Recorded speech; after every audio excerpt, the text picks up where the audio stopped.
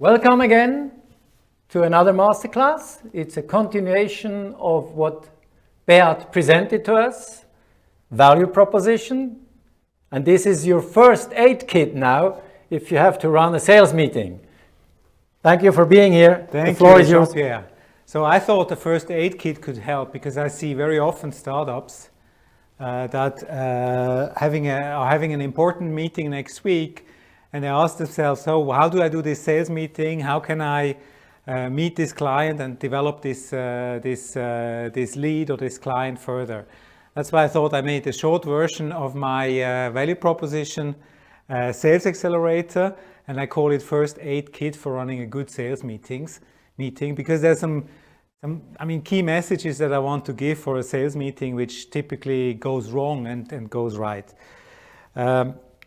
So welcome everybody again. My name is Beat Walther. I am coaching startups or been involved with startups since more than 20 years.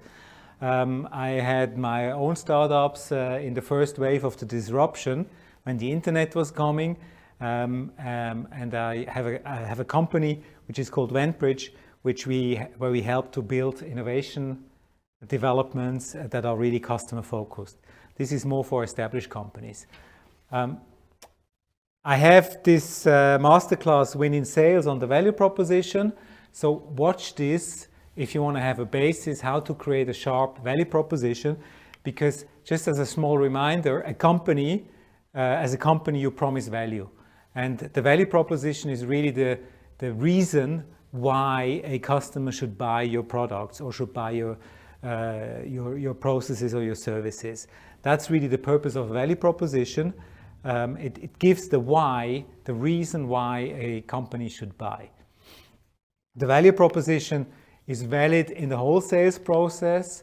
The sales process typically runs through several steps. It's a funnel starting from prospecting to qualifying leads, to developing the lead, to close the sale with the negotiation, execute, and then at one point in time grow the customer. And in this sales process, the value proposition is extremely relevant, not just at the beginning, but at each step. Unfortunately, most value propositions are not compelling. They're really boring. They're very technology focused. And when you go into a sales meeting and you think, well, my value proposition, will it really work?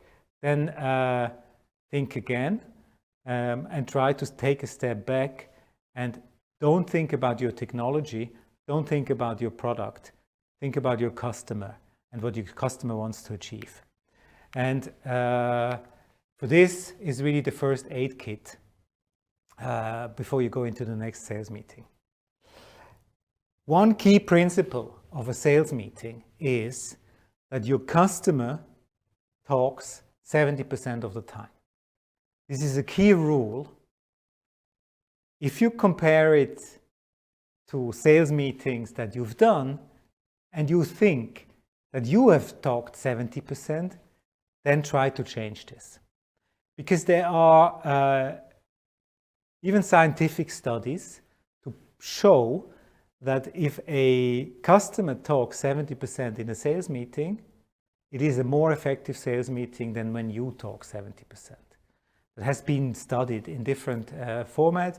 One is spin selling, which is a sales methodology, which is very successful. I like it a lot because basically it builds on questioning techniques, how to ask smart questions so that your customer talks 70% of the time. Why is this 70% so important? It is important because only when your customer talks, he can tell you what his problem is. And only if you understand the problem, you can design a value proposition that really convinces him.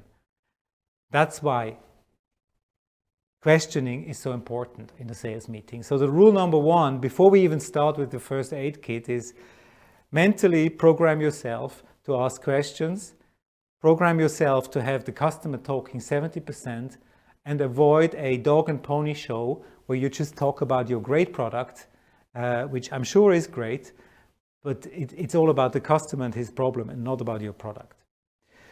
Okay, 6 simple question before you go into the meeting.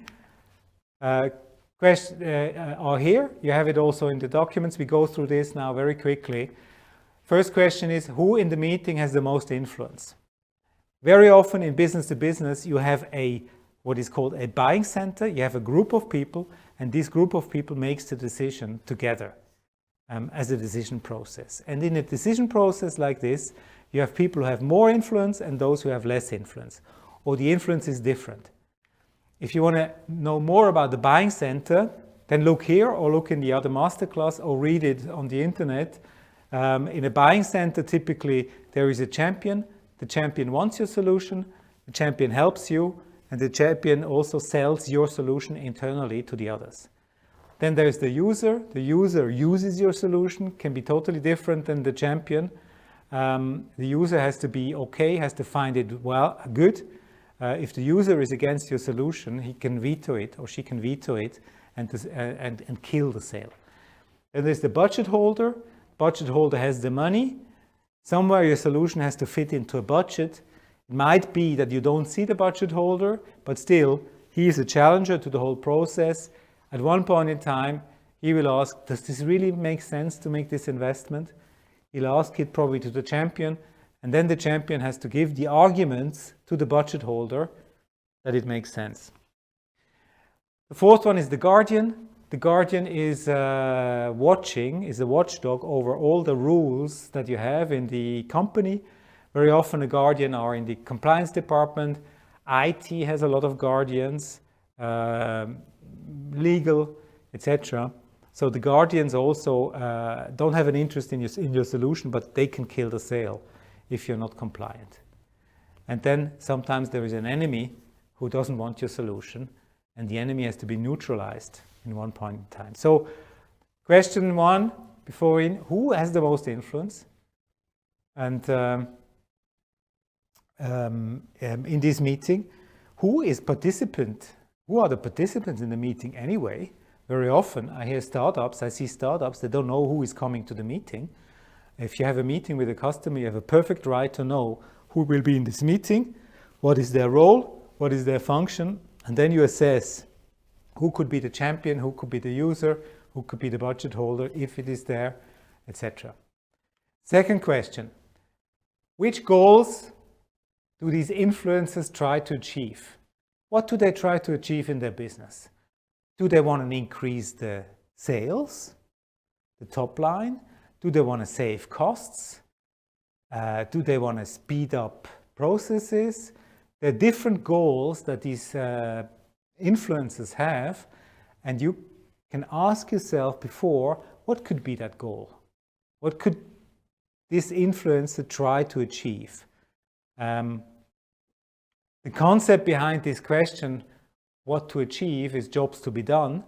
Check it out. Jobs to be done is a fantastic concept to move yourself into the customer's shoes. It's the logic that people don't want a drill. They don't want a solution. They don't want your solution, but they want to they want a hole in the wall. In other words, they want to get a job done. They want to achieve a goal, achieve a purpose. It's a great way to frame the customer problem. So that was the first 8 questions. The third one is, what are the pains occurring when these influencers try to achieve the goals? What wakes them up at 4 o'clock in the morning? What keeps them busy? What really hurts? The pain is very important in a sales. And the minimum question before going into a meeting is ask yourself, what's the pains they're trying to solve? What's their problem? If they have no time, you're not prepared, you go in a sales meeting or you go in a call, ask yourself, what could be the pains? To have a hypothesis in your mind, what could be the problem that they try to solve? Because no pain, no sales. If you don't hit the pain, there will not be a sale. So what's the pain? Because the pain is so important, you can ask yourself also, what are the consequences if the pains are not solved? This is what I call the drama. The drama makes the pain more tangible. It makes it you feel it more as a customer, and it's the pain perception that becomes stronger. That's the drama. It's a trick to make it more tangible. Okay, that's the fourth question. The fifth question is now, assuming you have a good hypothesis what the pain could be, you formulate a promise. What can you promise to solve the pain? That's the fifth question, and you have to have a clear view of the different promises that you could make with your solution. When you have this, you go in and you ask yourself, how can I prove this promise? If I make this promise, how can I prove it? Because we all know we want to keep promises. There are three ways of proving a promise. One is the technical explanation. It's basically how your product or your solution works. Second one is the data that shows that it works. It's the evidence. And the third one is the reference or the testimonial. The reference and testimonial is the strongest proof. The technical explanations is not so strong, but also needed. In my experience, very often when I see sales presentations for the first time, they are basically full of technical explanations from the first page to the last page. There is nothing about the customer.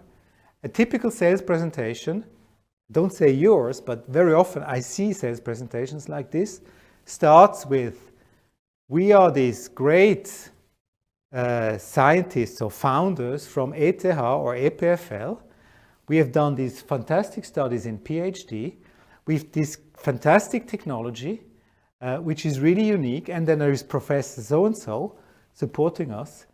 And we have this great solution, and it does this, and lots of technical explanation, which I, as a coach, don't very often understand. And it ends with, how can we help you? So that's exactly the wrong logic. It should start with, how can we help you? What could be your problem? What are your pains? What happens if these pains are not solved? What can we promise you which would solve the pain, and how can we prove it? So it's turning the sales presentation around. Not talking about your solution at the beginning, only talk about or exploring the pains with questions. So this is not a very nice chart, but it was developed with a startup recently on a Miro board.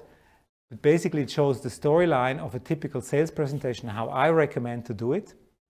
It starts with a personalized title page. The title page is very important because it gives the first impression when you start the presentation. And when on the title page there is the company logo of your startup in big format, that is not personalized. That is about you and not about the customer. So I recommend to put the logo of the customer on the title page. Make a very personalized title, like meeting with Mr. X on this date, and not your logo on the title page. It's not interesting for the customer.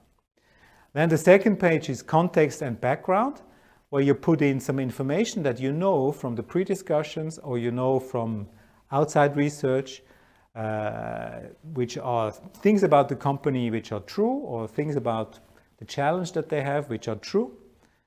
And then comes the pain sheet. And the pain sheet is a great trick, because the pain sheet, you put in different hypotheses of pains that this customer could have. But you don't say that you have these problems. You say companies like you have these problems.